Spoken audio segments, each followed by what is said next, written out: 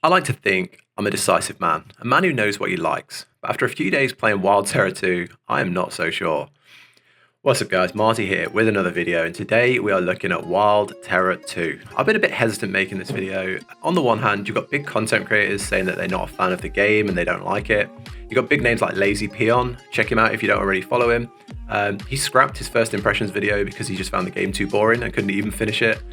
And now I've got friends playing the game non-stop since release, and they say they love it, and they keep trying to tell me how good it is and why I should love it. And that's kind of reflected in the Steam reviews. It's very, as of right now, it's very mixed, and it really is a love-hate all over the comments in there. You've got big essays on why the game is a failure and why it's a letdown, and then you've got these massive passionate posts about why people love it. And after playing the game for a while, I think I sit in both camps. What I like about the game, I love. What I dislike, I hate. I really do. And I want to break that down over this video, because if you're looking for a game that does what Wild Terra does well, this could be your dream game. But if not, this is awful. So, Wild Terra 2 is a top-down MMORPG with a heavy emphasis on gathering, crafting, and skilling. It's currently in early access and looks so much nicer than the first Wild Terra. So first I want to talk through how the game describes itself, how it sells itself, what it says it is, and then I'm going to experience what I felt playing it, so my experience playing it for a few days. So the game plans to have new content every season where you can go to new lands per the game's name. You can hunt PvE, PvP, new biomes and rewards for completing these new lands. They're not currently in early access as far as I know, but that's the plan for the future. There's going to be a huge variety of crafting where you can become a blacksmith, a doctor, a builder, a tanner, weaver, carpenter, hunter, and much, much more.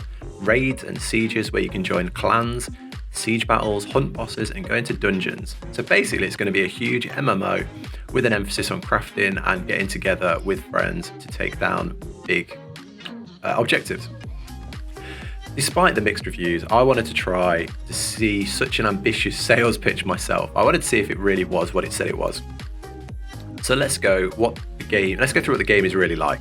So you spawn top down with nothing on you on this starter island with like a breadcrumb trail of starter quests. You mine rocks, you gather sticks, you craft basic things like spears, hammers, throw spears at rabbits, slowly gather resources. And the interesting part is you can claim a piece of territory very early on. This becomes your land.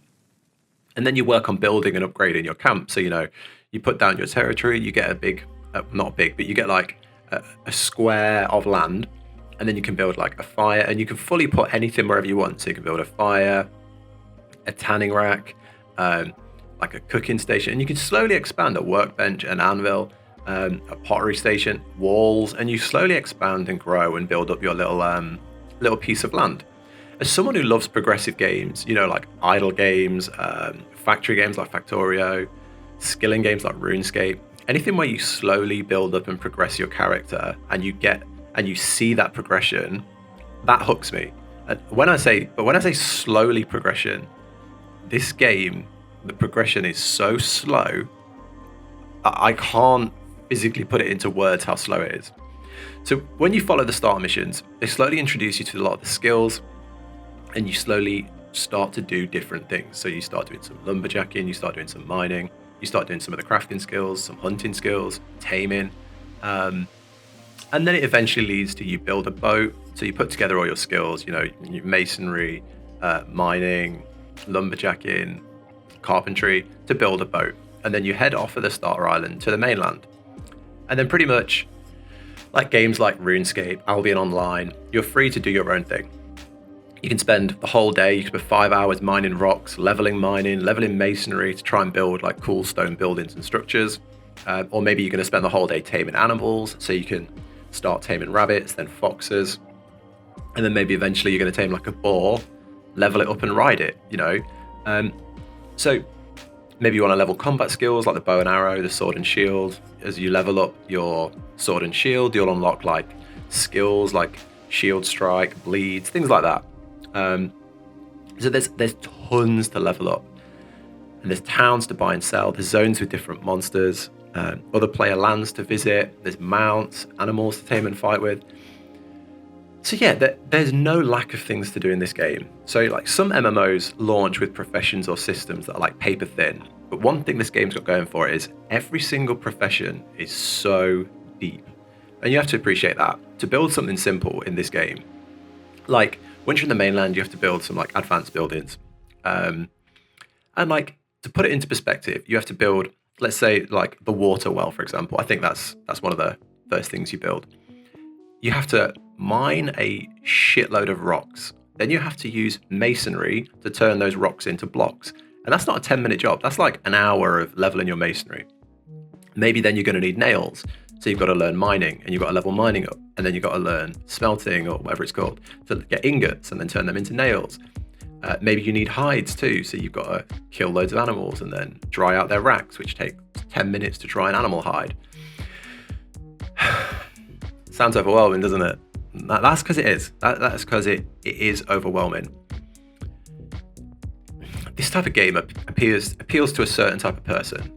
I would call this a semi-idle game. I've been playing it passively while waiting for videos to edit or while watching YouTubers on my second monitor. And it does feel satisfying to slowly progress, to slowly grow these skills. Emphasizing again, slowly. Because the jumps in skill requirements are so big. Like you start the game, you mine 5 rocks. Hey, you've leveled up your mining. Yeah, get ready for that to stop. Get ready to forget what that screen looks like because the jumps in between are so big. So for example, I was trying to build something, needed masonry. So I'd mine like, I don't know, 50 rocks. And then I'd sit there crafting rocks into something else for like 25 minutes to level up once. And yeah, but that's what the game is. It's heavily crafting based and it rewards you based on the time you put in. You want awesome gear or a fortress that looks epic? Get grinding. You want to ride around on an awesome animal? Grind your tame in for a few days.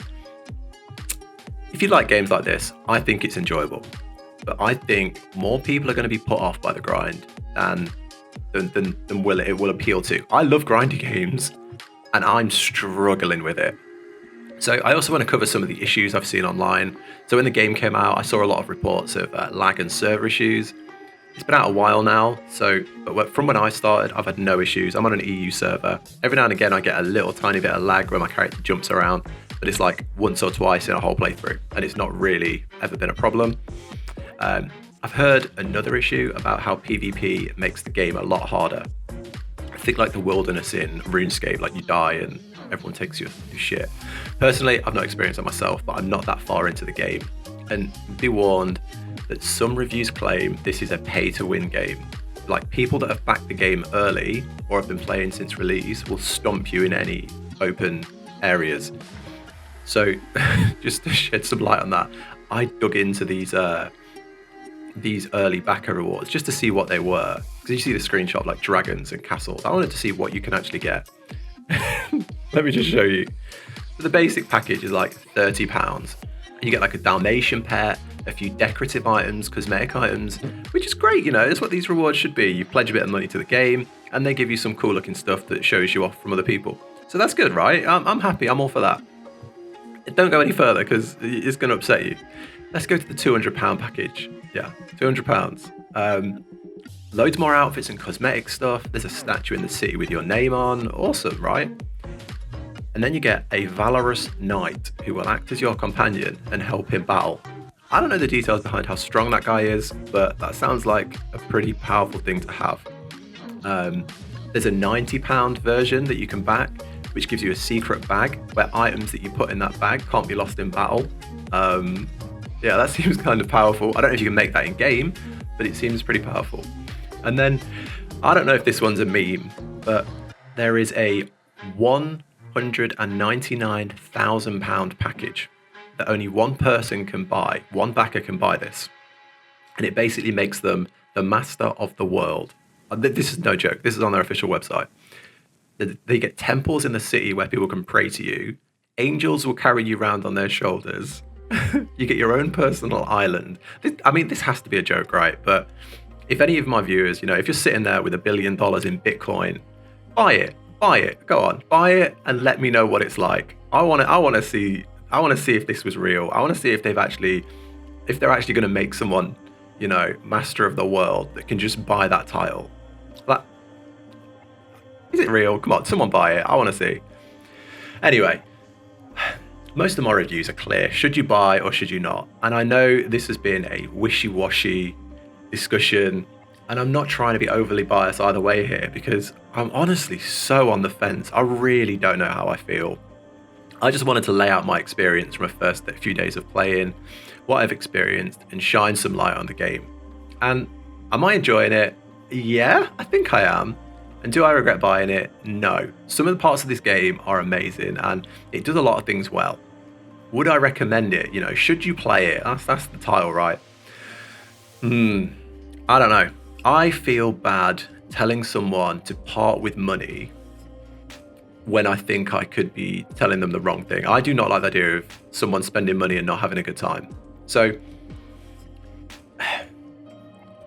if it ticks every single box, right? So, you know, you played Albion online. You've got skill capes in Runescape from, you know, chopping trees for 4 years.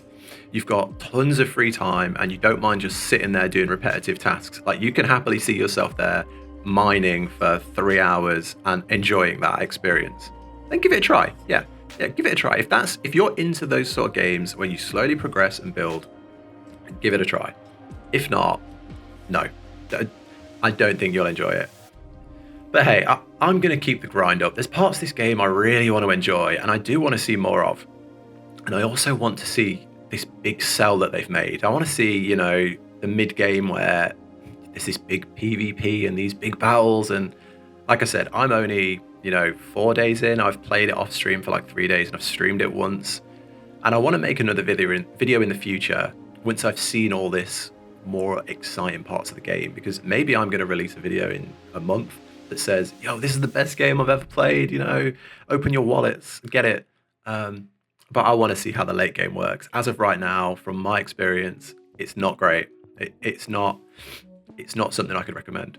I'd love to see the huge castle battles, the big bosses, but I'm worried I'm going to have to give part of my soul to get there. I'm going to have to work a full-time job in this game to get to that part of the game. Hopefully this is my last video on Wild Terra. I really want to like it. I really want to get into it. Even making this video, I'm looking at it and I'm like, yeah, I want to go back and upgrade my base. I want to go do this. But I feel like as soon as I turn it on, 10 minutes in, I'm going to get bored and close it. So yeah, TLDR, should you play Wild Terra 2? Maybe. I don't know. Probably not. Cheers for watching, guys. Catch you in the next one. Bye.